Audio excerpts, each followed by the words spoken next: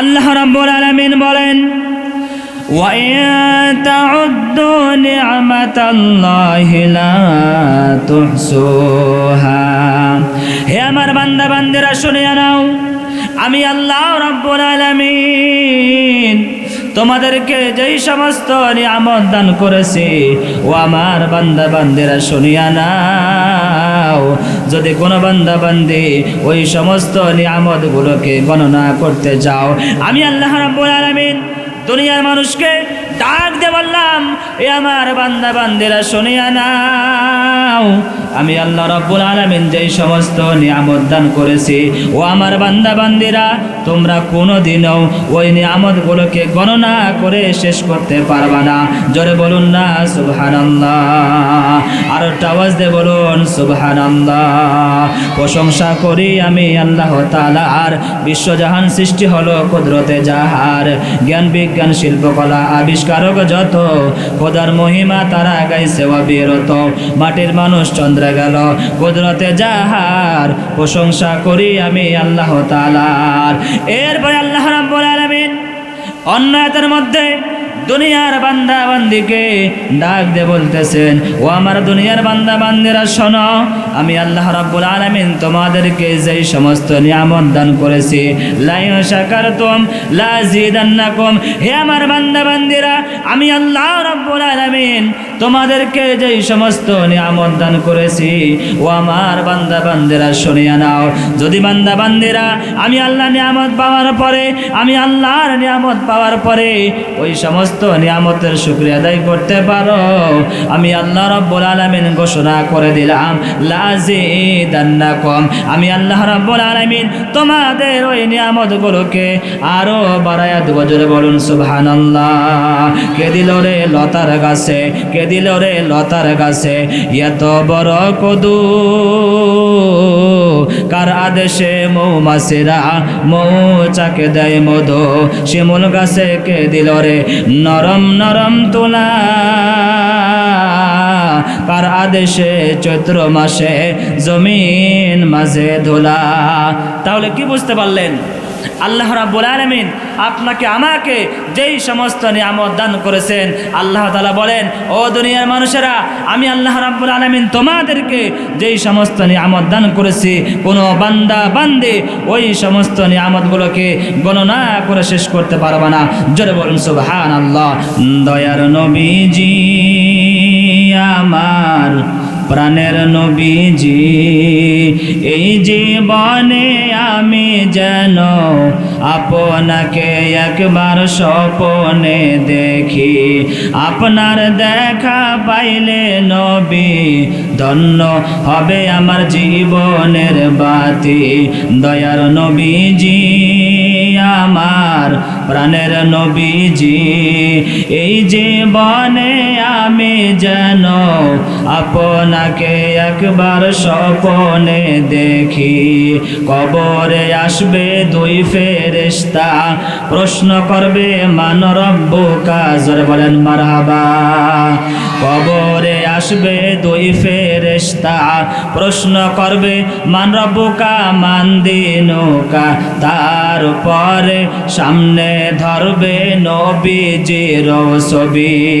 ওগো নবী, আপনার ছবি যদি চিনতে পারি, আপনার নাম মুহাম্মদ যদি বলতে পারি, সঙ্গে সঙ্গে অন্ধকার কবরে জ্বলবে জান্নাতের বাতি।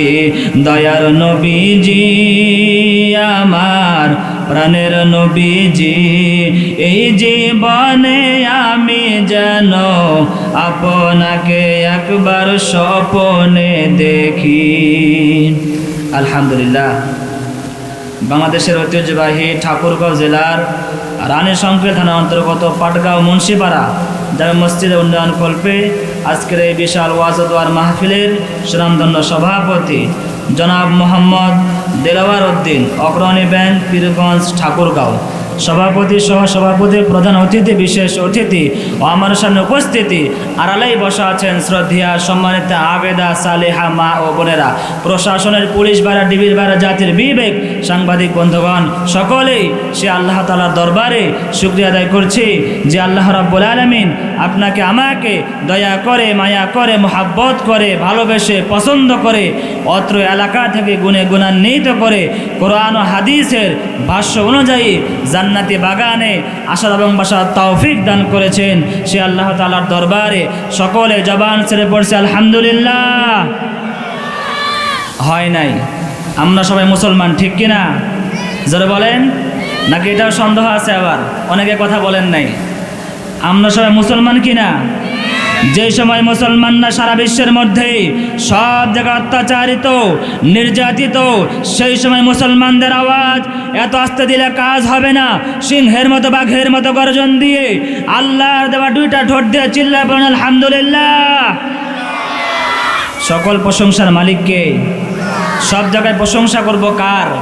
যদি সব জায়গায় সর্বক্ষেত্রে সব সময় আল্লাহ তাআলার প্রশংসা আদায় করি, এরপরে আল্লাহ রাব্বুল আলামিন আপনাকে আমাকে যেই সমস্ত নিয়ামত দান করেছেন ওই সমস্ত নিয়ামতের প্রশংসা আদায় করে আমরা শেষ করতে পারবো? যারা বলেন শেষ করতে পারবো? আল্লাহ রাব্বুল আলামিন বলেন وَإِن تَعُدُّوا نِعْمَةَ اللَّهِ لَا تُحْصُوهَا। হে আমার বান্দা বান্দিরা শুনে নাও, আমি আল্লাহ রাব্বুল আলামিন তোমাদেরকে যেই সমস্ত নিয়ামত দান করেছি ও আমার বান্দা বান্দিরা শুনিয়া নাও। যদি কোনো বান্দা বান্দি ওই সমস্ত নিয়ামতগুলোকে গণনা করতে যাও, আমি আল্লাহ রাব্বুল আলামিন দুনিয়ার মানুষকে ডাক দিয়ে বললাম, এ আমার বান্দা বান্দিরা শুনিয়া নাও, আমি আল্লাহ রাব্বুল আলামিন যেই সমস্ত নিয়ামত দান করেছি ও আমার বান্দা বান্দিরা তোমরা কোনোদিনও ওই নিয়ামতগুলোকে গণনা করে শেষ করতে পারবা না। জোরে বলুন না সুবহানাল্লাহ। আর একটা আওয়াজ দিয়ে বলুন সুবহানাল্লাহ। প্রশংসা করি আমি আল্লাহ তাআলার, বিশ্বজাহান সৃষ্টি হলো কুদরতে যাহার, জ্ঞান বিজ্ঞান শিল্পকলা আবিষ্কারক যত, খোদার মহিমা তারা গাইছে অবিরত, মাটির মানুষ চন্দ্র গেল কুদরতে যাহার, প্রশংসা করি আমি আল্লাহ তাআলার। এরপরে আল্লাহ রাব্বুল আলামিন অন্য আয়াতের মধ্যে দুনিয়ার বান্দা বান্দিকে ডাক দিয়ে বলতেছেন, ও আমার দুনিয়ার বান্দা বান্দিরা শোনো, আমি আল্লাহ রাব্বুল আলামিন তোমাদেরকে যেই সমস্ত নিয়ামত দান করেছি, লা ইন শাকারতুম লাযিদান্নাকুম। হে আমার বান্দা বান্দিরা, আমি আল্লাহ রাব্বুল আলামিন তোমাদেরকে যেই সমস্ত নিয়ামত দান করেছি ও আমার বান্দা বান্দিরা শুনিয়া নাও। যদি বান্দা বান্দিরা আমি আল্লাহ নিয়ামত পাওয়ার পরে, আমি আল্লাহর নিয়ামত পাওয়ার পরে ওই সমস্ত নিয়ামতের শুকরিয়া আদায় করতে পারো, আমি আল্লাহ রাব্বুল আলামিন ঘোষণা করে দিলাম লাযিদান্নাকুম, আমি আল্লাহ রাব্বুল আলামিন তোমাদের ওই নিয়ামতগুলোকে আরো বাড়ায়া দেব। জোরে বলুন সুবহানাল্লাহ। কে দিল রে লতার গাছে, কে দিল রে লতার গাছে এত বড় কদু, কার আদেশে মৌমাছিরা মৌচাকে দেয় মধু, শিমুল গাছে কে দিল রে নরম নরম তুলা, কার আদেশে চৈত্র মাসে জমিন মাঝে ধুলা। তাহলে কি বুঝতে পারলেন?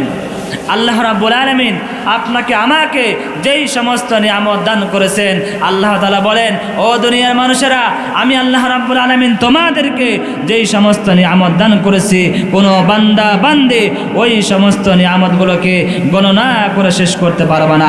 জোরে বলুন সুবহানাল্লাহ। এরপরে আল্লাহ রাব্বুল আলামিন অন্য আয়াতের মধ্যে ডাক দিয়ে বলতেছেন, ও দুনিয়ার মানুষেরা, যদি তোমরা আমি আল্লাহ দেওয়া নিয়ামতের শুকরিয়া আদায় করতে পারো, আমি আল্লাহ রাব্বুল আলামিন তোমাদের ওই নিয়ামতগুলোকে আরো বাড়ায় দেব। জোরে বলুন সুবহানাল্লাহ।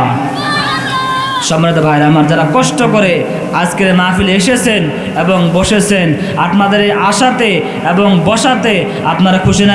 যারা বলেন খুশি না বাজার? কারা কারা খুশি না? দু হাত তুলে দেখান। আপনারা খুশি না? হাত তুলছেন যে? আমি বলছি কারা কারা খুশি না হাত তুলেন। আপনারা হাত তুলছেন, বোঝা গেল আপনারা খুশি না, তাই না? কথা বলেন। তো আজকের এই মাহফিল আসতে পারে, বসতে পারে, আপনারা খুশি না বাজার? কারা কারা খুশি না দু হাত তুলে দেখান। এই যে এখন অনেকে হাত তুলছেন, আপনারা কি বাস্তবে খুশি না? কথা বলেন। তো আজকের এই মাহফিল আসতে পারে, বসতে পারে যারা হয়েছেন খুশি, মুখে নিয়ে হাসি, আওয়াজ দিবেন বেশি, আল্লাহ নামে এমন একটি স্লোগান দিবেন যদি এলাকায় রামপন্থী, বামপন্থী, ইসলাম বিরোধী থাকে, যাতে ওদের অন্তরে ভূমিকম্প সৃষ্টি হয়, এমন আওয়াজ তুলতে রাজি আছেন যারা? দুটি হাত তুলে দেখান তো তারা। নারায়ে তাকবীর, নারায়ে তাকবীর, আল কোরআনের আলো। হাত নামান। আরও যারা তাকবীর দরকার ছিল, ঠিক কিনা? এখনও যারা এদের সাথে ঘোরাফেরা করতেছে, চায়ের দোকানে, পানের দোকানে, জিলাপির দোকানে অযথা চা খাচ্ছে, পান খাচ্ছে, জিলাপি খাচ্ছে, বাসায় ঘুমাচ্ছে, এরা যেন ঘুমিয়ে শান্তি না পায়, এমন আওয়াজ তুলতে রাজি আছেন না নাই? রাজি আছেন? রাজি আছেন? দু হাত তুলে দেখান তো। নারায়ে তাকবীর, নারায়ে তাকবীর, আল কোরআনের আলো, আল হাদিসের আলো। ঘুম ধরে গেল? ঘুম ধরছে আপনাদের? তো বলেন তো দেখি, যারা কষ্ট করে আজকের মাহফিলে এসেছেন এবং বসেছেন, আপনাদের আশাতে এবং বসাতে লাভ না লস? যারা বলেন লাভ না লস? লাভটাকে আমি বললে হবে নাকি আল্লাহর কোরআন থেকে বলতে হবে? আল্লাহ রাব্বুল আলামিন বলেন, وَإِذَا قُرِئَ الْقُرْآنُ فَاسْتَمِعُوا لَهُ وَأَنصِتُوا لَعَلَّكُمْ تُرْحَمُونَ।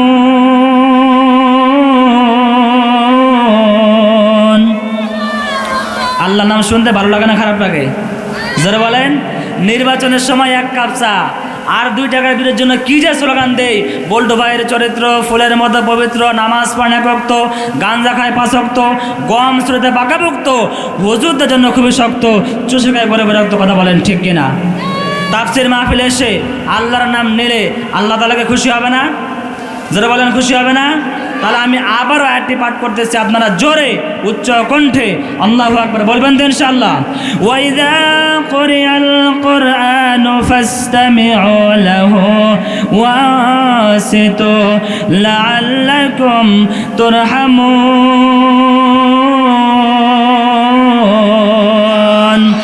আল্লাহরে তুই ডাক রে বান্দা, সবাই আল্লাহ বলে ডাক, ডাকার মতো ডাকলে রে তোর জীবনের গুনাহ হবে মাফ।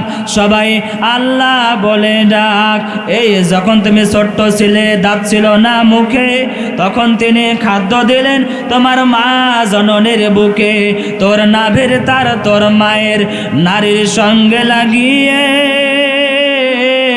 কে বড় করে তুলল তোমারে তিল তিল করিয়ে। অন্য কেহ নয় সে যে, অন্য কেহ নয় সে যে এক রহিম রহমান। 10 মাস 10 দিন পর ভূমিষ্ঠ হন এক বনি আদম সন্তান। আল্লাহ রাব্বুল আলামিন দুনিয়ার মানুষকে ডাক দিয়ে বলতেছেন, ও দুনিয়ার মানুষেরা, যখন তোমাদের সামনে আল্লাহর কোরআন থেকে ওয়াজ করা হয়, নসিহত করা হয়, তাফসীর করা হয়, ও আমার বান্দা বান্দিরা, তোমরা কাজ করবা 2টা। যারা বলেন কয়টা? 1 নম্বর কাজ হলো চুপ করে থাকবা, 2 নম্বর কাজ হলো মনোযোগ সহকারে ওয়াজ মাহফিল, তাফসীর মাহফিল শ্রবণ করবা। যেই বান্দা এবং বান্দি এই 2টা কাজ করতে পারবে, আল্লাহ রাব্বুল আলামিন তাদেরকে বলেন, ও দুনিয়ার মানুষেরা, লাআল্লাকুম তুরহামুন, তোমাদের উপরে আমি আল্লাহ রাব্বুল আলামিন আমার রহমত নাজিল করব। জোরে বলেন সুবহানাল্লাহ। তো সম্মানিত ভাইরা, আমার ভূমিকা আর লম্বা করব না। আমি একখানা আয়াত পাঠ করেছি। এই আয়াতের মধ্যে আল্লাহ রাব্বুল আলামিন 2টা গুণের কথা বলেছে। কয়টা? যারা বলেন কয়টা? ওয়াজ শুধু এক কান দিয়ে শুনবেন আর এক কান দিয়ে বের করবেন হবে না। যদি কালকে আপনাকে জিজ্ঞাসা করা হয়, এই যে বক্তারা আসলো কি ওয়াজ করলো, বলতে পারবেন তো ইনশাআল্লাহ? কিন্তু মুসলমান আমরা এমন হয়ে গেছি, ওয়াজ এক কান দিয়ে ঢুকাই আর এক কান দিয়ে বের করি। যদি কালকে জিজ্ঞাসা করা হয়, এই যে বক্তারা আসলো কি ওয়াজ করলো, আরে ফাটাফাটি ওয়াজ করছে, কি ওয়াজ করলো, মাটি কাঁপানো ওয়াজ করছে, কি ওয়াজ করছে, সে ওয়াজ করছে, তাই নাকি? কয় হ, কি বিষয়ে ওয়াজ করছে ওইটা তো মনে নাই। কথা বলেন হয় কি হয় না? কি বলি এবং কি থেকে কি বোঝায় এবং কি থেকে কি শিক্ষা আছে, এটা জেনে বুঝে আমল করব ইনশাআল্লাহ। এর পাশাপাশি মা বোন আছে না নাই? কথা বলেন, মা বোনদের ওয়াজ করা দরকার, যেহেতু ওনারাই ছিল বারবার দেশের সরকার, ক্ষমতা এসেছে বারবার, আর আমাদের পুরুষদের জ্বালায় পরে করে দিয়েছে সরকার। কথা বলেন ঠিক কিনা? ওই এলাকার মা, ওই এলাকার বোন, মিশকাত শরীফের হাদিস, আনাস রাদিয়াল্লাহু তাআলা আনহু বলেন যে মা এবং বোন 4টি আমল করতে পারবে, 4টি কাজ করতে পারবে, ওই মা এবং বোনের জন্য আল্লাহ রাব্বুল আলামিন 8টা জান্নাতের দরওয়াজা খুলে দেবে। যারা বলুন সুবহানাল্লাহ। শুনতে রাজি আছেন? রাজি আছেন আপনারা? এর আগে আমি যে আয়াতটি পাঠ করেছি, এই আয়াতের আলোকে সংক্ষিপ্ত কিছু কথা বলে, মা বোনদেরকে কিছু কথা বলে, যুবক ভাইদেরকে কিছু বলে, এরপরে আমার এই আলোচনা শেষ করবো ইনশাআল্লাহ। আমি যে আয়াতটি পাঠ করেছি ভালো করে বোঝার চেষ্টা করেন, সবাই দিলগুলো নরম করে দেন, ভালো করে বোঝার চেষ্টা করেন। জীবনে অনেক ওয়াজ শুনেছি, কিন্তু সে ওয়াজ দিয়ে পরিবর্তন হয় না। জীবনে অনেক আলোচনাই শুনেছি, সেই আলোচনা দিয়ে কোনো পরিবর্তন হয় না। ভালো করে বোঝার চেষ্টা করেন। আল্লাহ রাব্বুল আলামিন সূরাতুল আহজাব এর 70 নাম্বার এবং 71 নাম্বার 2টি আয়াতের মধ্যে আল্লাহ রাব্বুল আলামিন 2টি গুণের কথা বলেছেন। 70 নাম্বার আয়াতে আল্লাহ রাব্বুল আলামিন বলেছেন, ও দুনিয়ার মানুষেরা, যদি তোমরা 2টা গুণ অর্জন করতে পারো, আমি আল্লাহ রাব্বুল আলামিন তোমাদেরকে 2টা নিয়ামত, তোমাদেরকে 2টা পুরস্কার দান করব। প্রথম আয়াতে আল্লাহ রাব্বুল আলামিন 2টা গুণের কথা বলেছে, দ্বিতীয় আয়াতের মধ্যে আল্লাহ রাব্বুল আলামিন 2টা পুরস্কারের কথা বলেছে। এটা আমরা আজকে শুনে আমল করব ইনশাআল্লাহ। আল্লাহ রাব্বুল আলামিন বলেন, ও দুনিয়ার মানুষেরা, আমি আল্লাহ রাব্বুল আলামিন ঘোষণা করে দিলাম, ইয়া আইয়ুহাল্লাযীনা আমানুত্তাকুল্লাহ, হে ঈমানদার বান্দা বান্দিরা, তোমরা আমি আল্লাহ তাআলাকে ভয় করো। 1 নাম্বার গুণ হলো আল্লাহ রাব্বুল আলামিন ঈমানদার বান্দা বান্দিকে ডাক দিয়ে বলতেছে, ও আমার ঈমানদার বান্দা বান্দিরা শুনিয়া নাও, আমি আল্লাহ রাব্বুল আলামিন ঘোষণা করে দিলাম। 1 নাম্বার গুণ হলো তোমরা আমি আল্লাহ তাআলাকে ভয় করবা। 2 নাম্বার গুণ হলো ওয়াকুলু কাওলান সাদীদা, সত্য কথা বলবা, ভালো কথা বলবা, ইসলামের পক্ষে কথা বলবা। ও মুসলমান বাপ ভাইরা আমার, পাটগাঁও এলাকার বাপ ভাইরা, ভালো করে বোঝার চেষ্টা করেন। আল্লাহ রাব্বুল আলামিন আপনাকে আমাকে ডাক দিয়ে বলতেছেন, ও আমার ঈমানদার বান্দা বান্দিরা শোনো, আমি আল্লাহ রাব্বুল আলামিন ঘোষণা করে দিলাম, যে বান্দা বান্দিরা 2টা কাজ করতে পারবে, যে মা এবং বোন, যে যুবক যুবতী, যে বিদ্যা বাবারা 2টা কাজ করতে পারবে। 1 নাম্বার কাজ হলো আল্লাহ রাব্বুল আলামিন জানিয়েছেন, নবীজি, ইয়া রাসূলুল্লাহ, ইয়া হাবিবাল্লাহ, আপনি দুনিয়ার মানুষকে জানিয়ে দেন, 1 নাম্বার কাজ হলো বান্দারা সত্য কথা বলবে। 2 নাম্বার কাজ হলো বান্দারা আমি আল্লাহ তাআলাকে ভয় করবে। যেই বান্দা বান্দি এই 2টা গুণ অর্জন করতে পারবে, আমি আল্লাহ রাব্বুল আলামিন ওই বান্দা বান্দিকে 2টা পুরস্কার দান করব। জোরে বলুন সুবহানাল্লাহ। 1 নাম্বার পুরস্কার হলো আল্লাহ রাব্বুল আলামিন আপনাকে আমাকে ডাক দিয়ে বলতেছেন, ও আমার ঈমানদার বান্দা বান্দিরা শুনিয়া নাও, আমি আল্লাহ রাব্বুল আলামিন ঘোষণা করে দিলাম। 1 নাম্বার পুরস্কার হলো ইউসলিহ লাকুম আ'মালাকুম, আমি আল্লাহ রাব্বুল আলামিন তোমাদের জীবনে যেই সমস্ত অন্যায় কাজগুলো হয়ে গেছে, যে সমস্ত ভুল কাজগুলো হয়ে গেছে, ওই সমস্ত ভুল কাজগুলোকে আমি আল্লাহ রাব্বুল আলামিন পরিশুদ্ধ করে দিব। জোরে বলুন না সুবহানাল্লাহ। আমরা নামাজ পড়ি, নামাজের মধ্যে আমাদের ভুল হয় না? কথা বলেন। এমনও মুসল্লি আছে নামাজের মধ্যে আমেরিকা, লন্ডন, ভারত সব ঘুরে আসে, এরকম নাই? কথা বলেন। এই যে আমাদের নামাজে অজান্তে ভুলগুলো হয়ে গেল, আল্লাহ রাব্বুল আলামিন বলেন, ও দুনিয়ার মানুষেরা, যে বান্দা বান্দি এই 2টা কাজ করতে পারবে, 1 নাম্বার কাজ হলো আমি আল্লাহ তাআলাকে ভয় করা, 2 নাম্বার কাজ হলো সত্য কথা বলা, ভালো কথা বলা। যেই বান্দা এবং বান্দি এই 2টা কাজ করতে পারবে, আমি আল্লাহ রাব্বুল আলামিন ওই বান্দা বান্দিকে 2টা পুরস্কার দান করব। 1 নাম্বার পুরস্কার হলো আমি আল্লাহ রাব্বুল আলামিন ওই বান্দা বান্দির জীবনে যত অন্যায় করেছে, অনিচ্ছাকৃতভাবে যে ভুলগুলো করেছে, আমি আল্লাহ রাব্বুল আলামিন তোমাদের সেই ভুলগুলোকে আমি আল্লাহ তাআলা পরিশুদ্ধ করে দেব। যারা বলেন সুবহানাল্লাহ।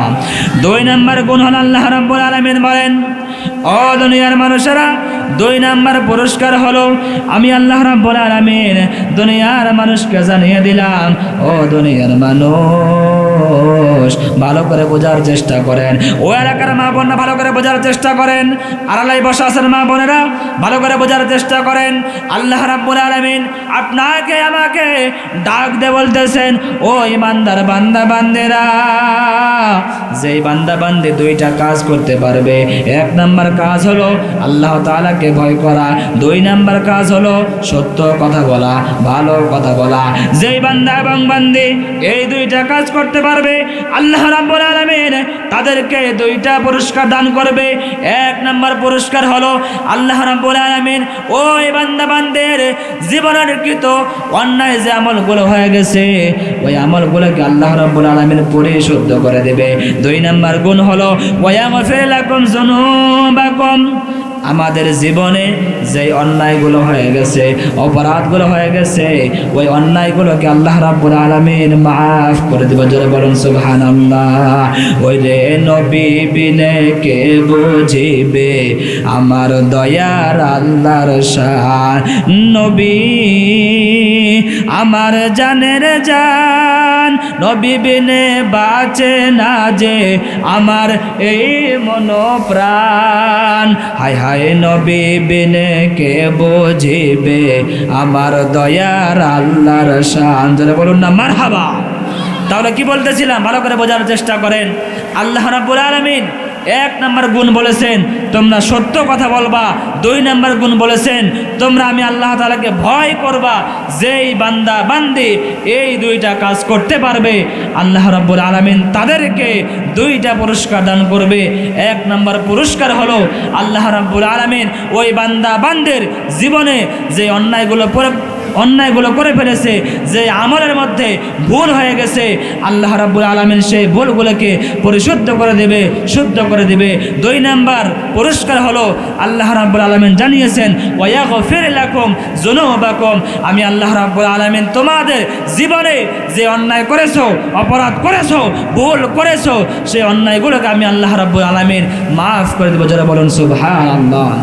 এখন আল্লাহ তাআলাকে কিভাবে ভয় করতে হবে ভালো করে বোঝার চেষ্টা করেন। ও মুরব্বী বাবাজিরা ভালো করে বোঝার চেষ্টা করেন। আল্লাহর হুকুম মানতে মানতে, আল্লাহর বিধান মানতে মানতে কালো চুল সাদা করে ফেললাম, কালো দাড়ি সাদা করে ফেললাম, এরপরেও কেন আপনি আমি নামাজ পড়ি না, এরপরেও কেন আপনি আমি আল্লাহর হুকুম মানি না, এরপরেও কেন আপনি আমি আল্লাহর বিধান মানি না। ভালো করে বোঝার চেষ্টা করেন।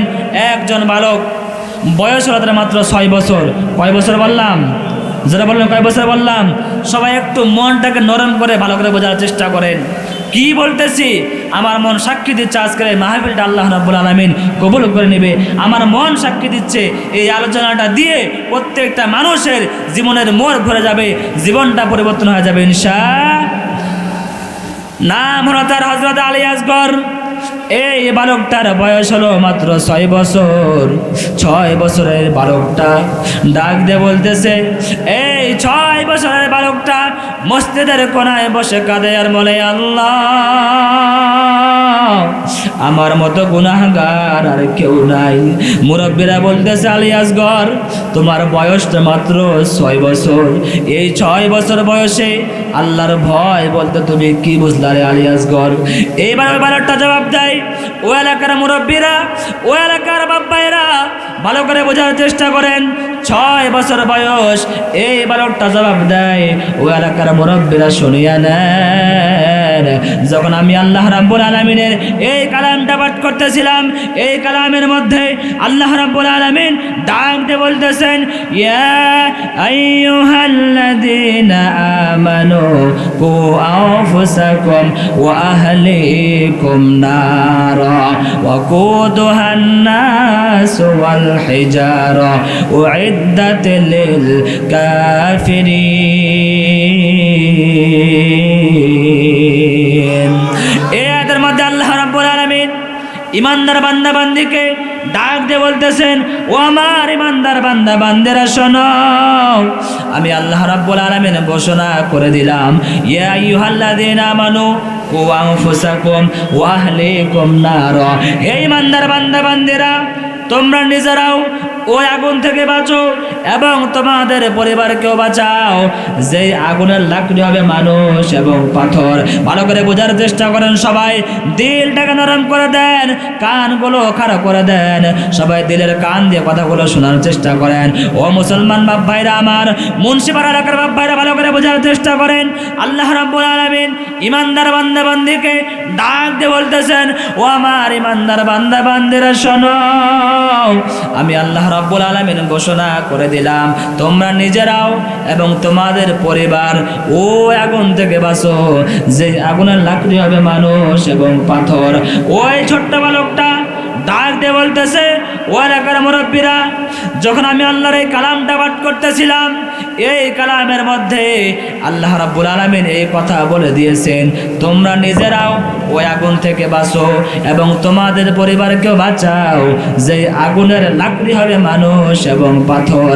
আমি দেখেছি আমার মাকে দুনিয়াতে, আমার মা যখন রান্না করেছে আমি তাকিয়ে দেখেছি আমার মা ছোট ছোট লাকড়িগুলো দিয়ে আগুন জ্বালিয়েছে। এরপরে আগুনের তাপ বৃদ্ধি পাওয়ার জন্য আমার মা বড় বড় লাকড়িগুলো দিয়ে আগুন জ্বালিয়েছে। কাল কিয়ামতের ময়দানে যেদিন আল্লাহ রাব্বুল আলামিন জাহান্নামের আগুন জ্বালাইবেন, ওই সময় যদি আমি ছোট্ট বাচ্চাকে দিয়ে জাহান্নামের আগুন জ্বালাই আমার কি অবস্থা হবে? এই জন্য 6 বছর বয়সে আল্লাহর ভয় নিয়ে কাঁদতেছি। ও এলাকার মুরব্বী বাবাজিরা ভালো করে বোঝার চেষ্টা করেন। জানি না কার জন্য, জানি রানী শঙ্কেল বাজারে কাফনের কাপড় রেডি হয়ে গেছে, জানি না কার জন্য, জানি বাঁশ বাগানের বাঁশটা রেডি হয়ে গেছে, জানি না কার জন্য, জানি গোলাপ জল রেডি হয়ে গেছে। আমার মরতে দেরি হবে, আমার আয়োজন হইতে 1 সেকেন্ডও দেরি হবে না। একটু আগে আপনি যাই সন্তানের বাবা ছিলেন, যে স্ত্রীর স্বামী ছিলেন, মরতে দেরি হবে, আপনার স্ত্রী বলবে লাশটাকে তাড়াতাড়ি ঘর থেকে বের করে বারান্দায় নিয়ে আসো। ও এলাকার বাবারা ভালো করে বোঝার চেষ্টা করেন, কার জন্য বাড়ি বানাইলাম, কার জন্য ধন সম্পদ বানাইলাম? আপনার মরতে দেরি হবে, এত সুন্দর বাড়ি ঘর আপনার 1 সেকেন্ডও আপনাকে কিন্তু আর ঘরের মধ্যে রাখবে না। আপনার মরতে দেরি হবে, 1 সেকেন্ডের জন্য আপনার স্ত্রী আর আপনাকে ঘরে রাখবে না। ডাক দিয়ে বলবে, ও এলাকার লোকেরা, এই লোকটাকে, এই লাশটাকে তাড়াতাড়ি ঘর থেকে বের করে নিয়ে আসো। সারাটা জীবন তার সঙ্গে রাত কাটাইলেন, সারাটা জীবন তার সঙ্গে থাকলেন, কিন্তু আপনার শরীর থেকে যখন রূহটা বের হয়ে যাবে আপনার স্ত্রী বলবে আর সঙ্গে থাকা যাবে না, আপনার সন্তান বলবে আর সঙ্গে থাকা যাবে না, আপনার ভাই বলবে আমার ভাইকে তো আর রাখা যাবে না।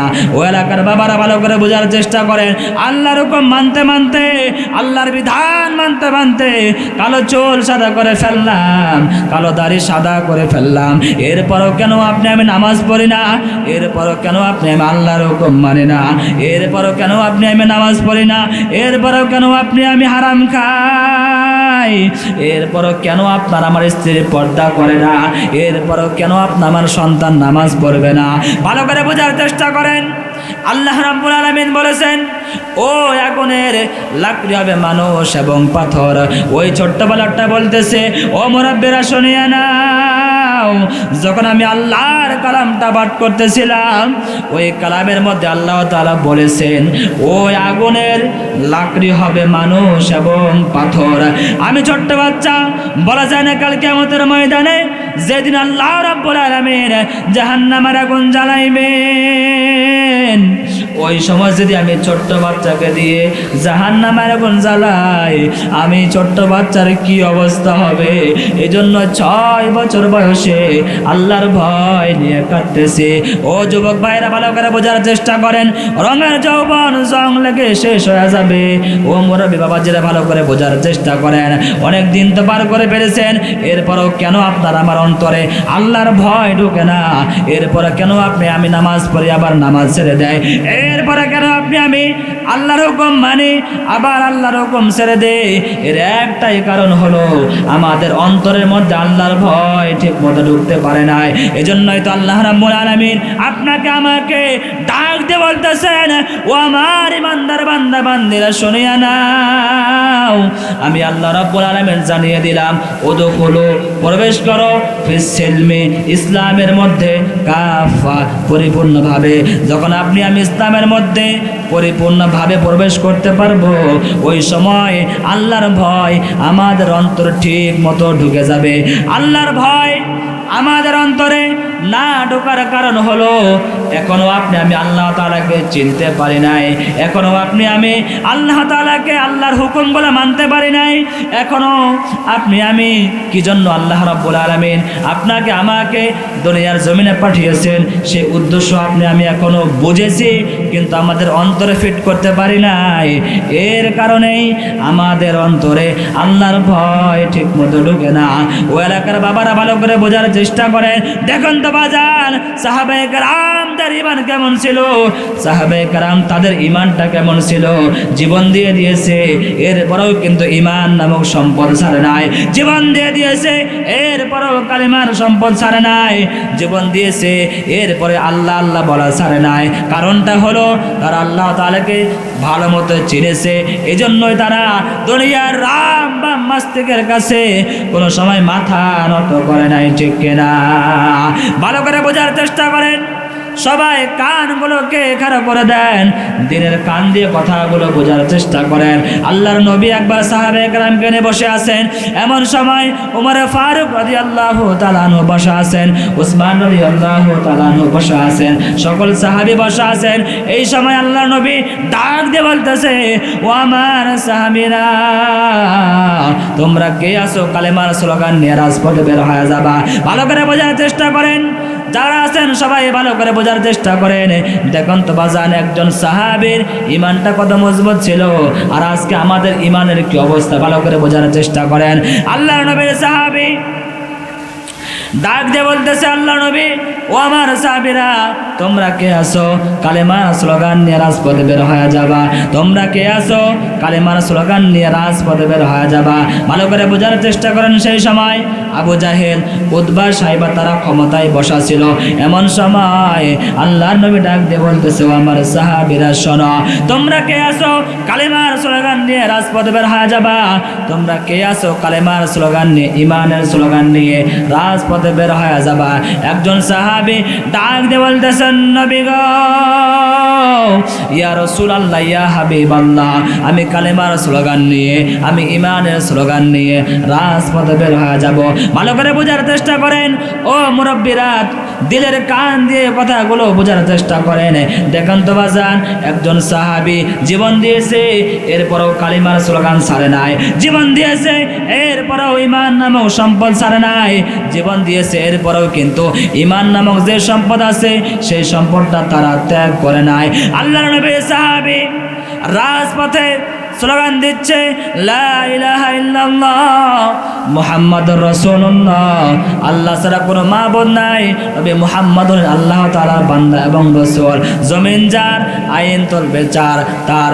যখন এই স্লোগানটা রাজপথে দিচ্ছিল, রাজপথে দেওয়ার পরে আবু জাহেল, উতবা, সাইবা তাদের মাথা নষ্ট হয়ে গেল। কি ব্যাপার রে, আমরা তো ক্ষমতায় আছি, আর কে বা কারা জানো আমাদের ক্ষমতার বিরুদ্ধে স্লোগান দেয়। আল্লাহ নবী সাহাবী এবার রাজপথে স্লোগান দিচ্ছে, ও আবু জাহেল, উতবা, সাইবা, শুনিয়ে নাও, আল্লাহ ছাড়া কোনো মাবুদ নাই, নবী মুহাম্মদ আল্লাহ তাআলার বান্দা এবং রাসূল।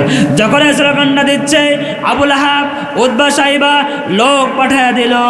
লোক পাঠিয়ে দেওয়ার পরে বলতেছে, ও আমার সৈন্যবাহিনীরা, যাও দেখে আসো, আমরা ক্ষমতায় আছি, আর কে বা কারা যেন আমাদের ক্ষমতার বিরুদ্ধে স্লোগান দেয়, যাও তাকে তোমরা দেখে আসো। এইবার যখন সৈন্যবাহিনী পাঠিয়ে দিল, সৈন্যবাহিনী আসার পরে যায় আবার রিপোর্ট দিল, ও বাদশাহ সম্রাট, যেই বান্দাটা কালিমার স্লোগান দিচ্ছে সে আর কেউ নয়, সে হলো নবী মুহাম্মদুর রাসূলুল্লাহ সাল্লাল্লাহু আলাইহি সাল্লামের সাহাবী। এইবার আবু জাহেল উদ্বা সাইবা সবার মাথা নষ্ট হয়ে গেল, কি ব্যাপার, আমরা ক্ষমতায় আছি আর কে বা কারা যেন আমাদের ক্ষমতার বিরুদ্ধে স্লোগান দেয়। ভালো করে বোঝার চেষ্টা করেন, দিলের কান দিয়ে কথাগুলো শোনার চেষ্টা করেন।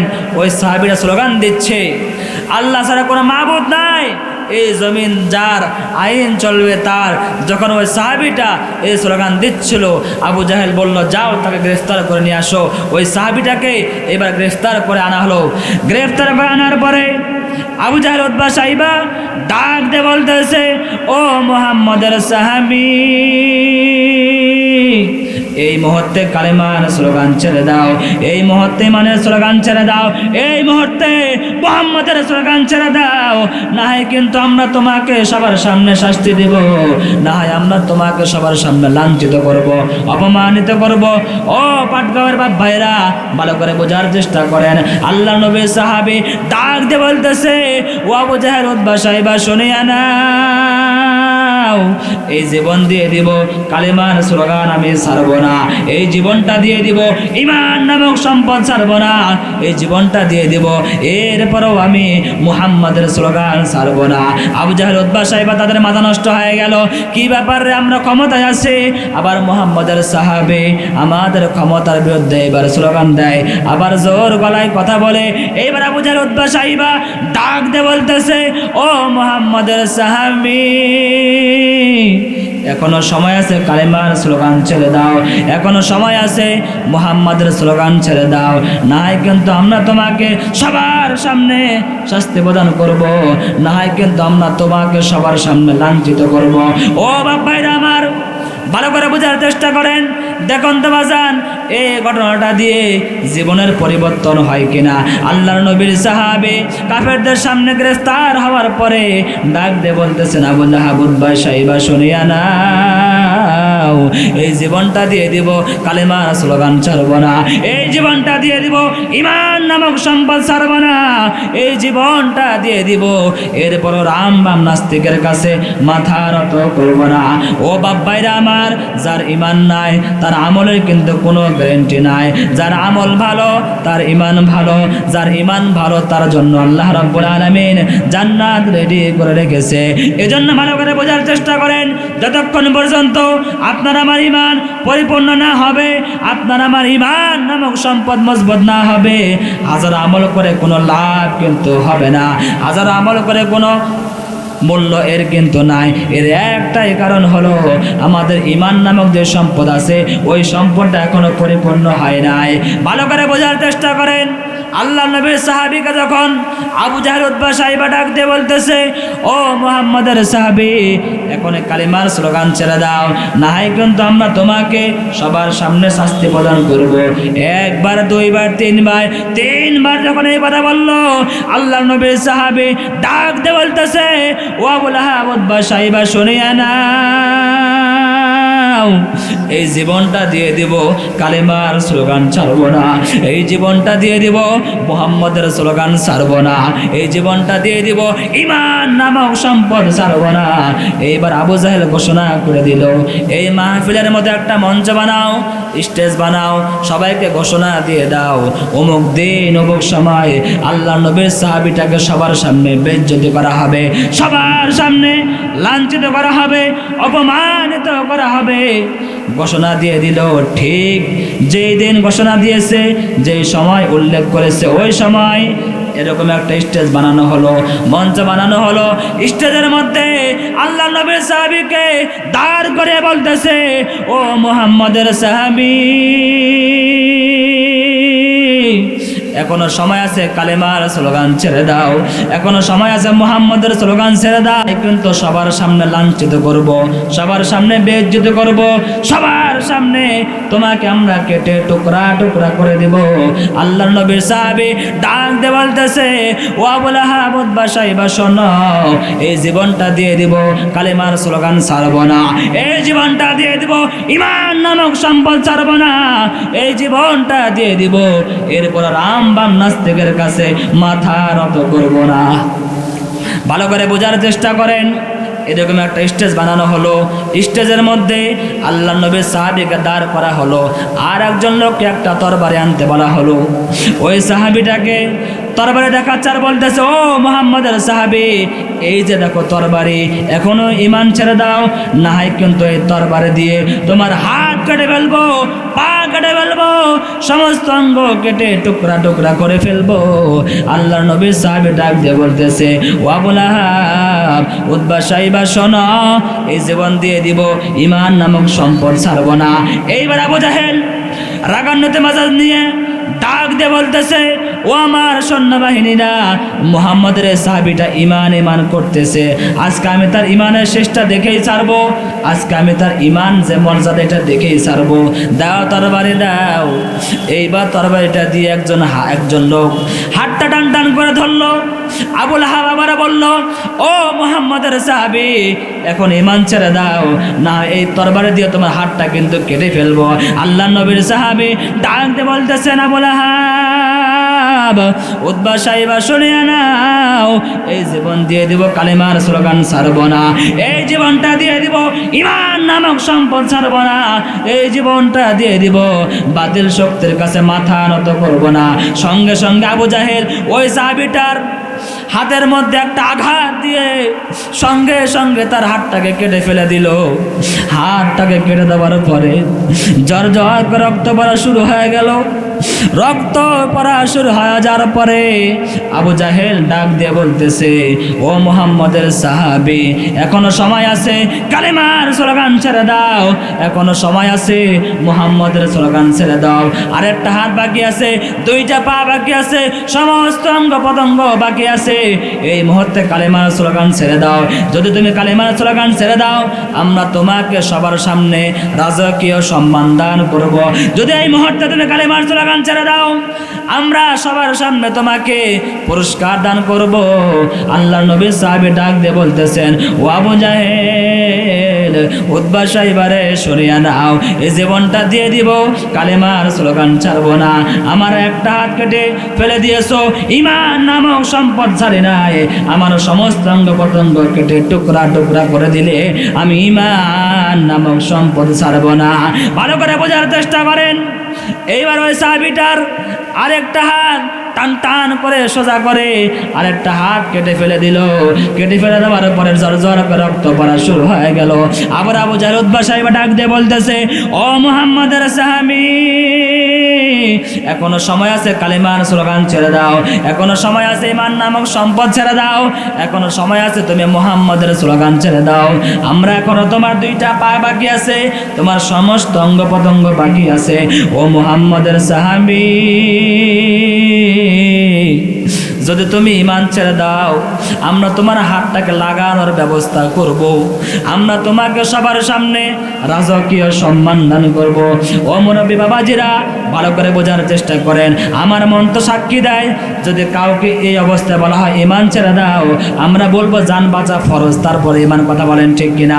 আল্লাহর নবীর সাহাবী দেখেন তারা কেমন ইমানদার ছিল, আর আজকে আমরা কেমন ইমানদার।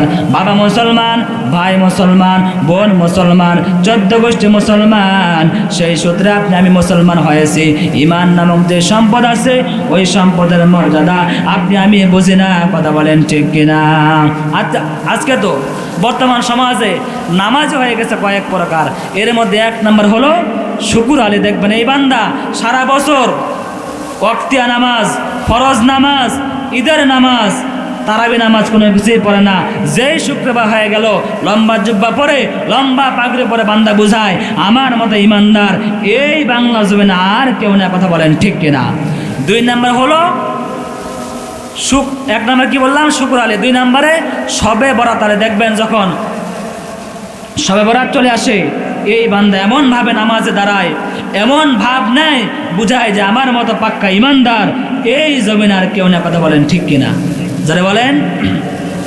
3 নম্বরে বলেছিলাম, 3 নম্বর হলো শবে কদর আলী। রমজান যখন শেষ হয়ে যায়, 27 রমজান যখন শুরু হয়, ওই বান্দায় মনে করে আহারে জীবনে কত অন্যায় না করলাম, অপরাধ না করলাম, আজকে তো মাফের চাওয়ার দিন। আজকে দাঁড়ায় আল্লাহর সামনে, দাঁড়ায় এমনভাবে নামাজ আদায় করে বোঝায় আমার মতো ইমানদার আর কেউ নাই। ঠিক কিনা? 4 নম্বর হলো ঈদ আলী। দেখবেন এই বান্দা যখন ঈদের সময় চলে আসে, আমার স্বচক্ষে দেখা একটা ঘটনা আমি বলতেছি। এমন একজন লোক ছিল, এই বান্দা কোনোদিনও জুমার নামাজও না, 5 ওয়াক্তও না, তারাবিও না। যখন ঈদের দিন চলে আসে লম্বা জুব্বা বের করে, লম্বা পাগড়ি বের করে ঈদগাহে সবার সামনে গিয়ে বসে আর বুঝায় আমার মতো ইমানদার এই এলাকা আর কেউ না। কথা বলেন ঠিক কিনা? ও মুসলমান বাপ ভাইরা আমার, আজকে আমরা নামাজ পড়ি আবার পড়ি না, আজকে আমরা নামাজ পড়ি আবার ছেড়ে দেই। এর একটাই কারণ হলো আমাদের ঈমান নামক যে সম্পদ আছে, ওই সম্পদের মর্যাদা আপনি আমি বুঝি না। কথা বলেন ঠিক কিনা? আল্লাহর নবীর সাহাবীটাকে যখন স্টেজের মধ্যে তার 2টা হাত কেটে ফেলে দিয়েছে, 2টা হাত কেটে ফেলার পরে ওই সাহাবীটা ঈমান নামক সম্পদ ছাড়ে নাই। ওই সাহাবীটা ডাক দিয়ে বলতেছে, ও আবু লাহাব উতবা সাইবা শুনিয়া নাও, এই জীবন চলে যাবে, ঈমান নামক সম্পদ ছাড়বো না। একজন সাহাবী দূর থেকে দেখতেছে, সমস্ত ঘটনা দেখতেছে। ওই সাহাবীটা ডাক দিয়ে বলতেছে, নবীজির কাছে চলে গেল। নবীর কাছে যাওয়ার পরে ডাক দিয়ে বলতেছেন, নবী গো, আপনার একজন সাহাবী, আপনি যাকে কালেমার স্লোগান দেওয়ার জন্য পাঠিয়েছিলেন, ওই সাহাবীটাকে কাফেররা গ্রেফতার করেছে। গ্রেফতার করার পরে ওই সাহাবীর একটা হাত কেটে দিয়েছে, আরেকটা হাত কেটে দিয়েছে। ও আল্লাহর নবী, দয়ার নবী, আমি তাকিয়ে দেখলাম তার 2টা হাত কেটে দিয়েছে, এরপরেও তো বান্দার চোখে কোনো পানি নাই, ওই বান্দার মুখে হাসির ভাব, ব্যাপারটা তো বুঝতে পারলাম না। ও আল্লাহর নবী, দয়ার নবী, মায়ার নবী, রাহমাতুল লিল আলামিন, আমাকে একটু বোঝায় দেন ওই বান্দারকে কোনো কষ্ট হয় নাই? তার একটা হাত কাটলো, একটা হাত কেটে ফেলার পরে জর্জর করে রক্ত পড়া শুরু হয়ে গেল, আরেকটা হাত কেটে দিল। এরপরেও কিন্তু ওই সাহাবীটা কান্না করে নাই, তার মুখে শুধু হাসির ভাব। ও আল্লাহর নবী, আমাকে একটু বোঝায় দেন ওই সাহাবীর কি কোনো কষ্ট হয় নাই? আল্লাহর নবী ডাক দিয়ে বলতেছে, ও আমার সাহাবী শোনো, ওই বান্দাটা হলো প্রকৃত ইমানদার, ওই বান্দা মরতে দেরি হবে, আল্লাহর জান্নাত পাইতে 1 সেকেন্ডও দেরি হবে না। ভালো করে বোঝার চেষ্টা করেন। আল্লাহ নবীর সাহাবীটাকে যখন এত অত্যাচার করলো, নির্যাতন করলো, এরপরেও কিন্তু ওই সাহাবী ঈমান ছাড়ে নাই। এর কারণটা হলো তারা ঈমান নামক যে সম্পদ আছে, ওই সম্পদের মর্যাদা বুঝতে। কথা বলেন ঠিক কিনা? ও মুসলমান বাপ ভাইরা আমার, এজন্য ঈমান ছাড়া আমলের কোনো গ্যারান্টি নাই। সাহাবায়ে কেরাম ঈমানের জন্য কত ত্যাগ স্বীকার করেছে, সাহাবায়ে কেরাম ঈমানের জন্য কত পরীক্ষা দিয়েছে। আজকেও পরীক্ষা আসতে পারে, ঈমানের জন্য ত্যাগ স্বীকার করা লাগতে পারে, ঈমানের জন্য জীবন দেওয়া লাগতে পারে, কিন্তু মুসলমান সিংহের জাতি, বাঘের জাতি, তারা ঈমান নামক সম্পদের মূল্য বোঝে, বাতিল শক্তির কাছে মাথা নত করবে না। কথা বলেন ঠিক কিনা? তাহলে কি বলেছিলাম? ভূমিকায় আমি একটা আয়াত পাঠ করেছিলাম। ওই আয়াতের মধ্যে আল্লাহ রাব্বুল আলামিন 2টা গুণের কথা বলেছে।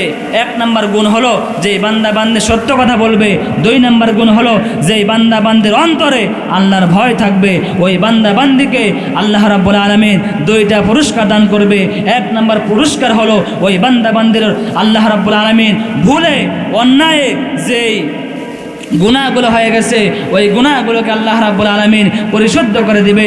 2 নম্বর পুরস্কার হলো ওয়ায়াগফির লাকুম যুনুবাকুম, আল্লাহ রাব্বুল আলামিন ওই বান্দা বান্দের জীবনে যে অন্যায় করেছে, অপরাধ করেছে, ওই অন্যায়গুলোকে, অপরাধগুলোকে আল্লাহ রাব্বুল আলামিন মাফ করে দিবে।